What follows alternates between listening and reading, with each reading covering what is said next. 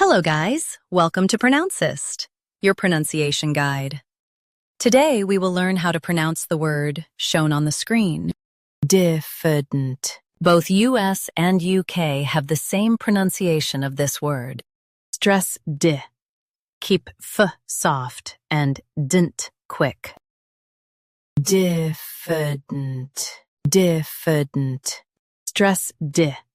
Keep F soft and dint quick.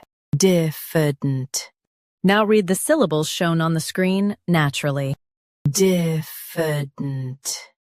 Stress D. Keep F soft and dint quick.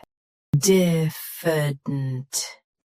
Practice repeatedly and you'll soon be able to say this word perfectly. The best way to practice is to repeat the syllable multiple times. The meaning of the word is shy and not confident. Try repeating this word several times to improve your pronunciation.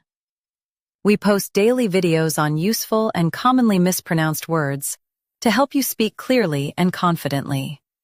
Like this video and subscribe to Pronouncist for more pronunciation guides. Thanks for watching us.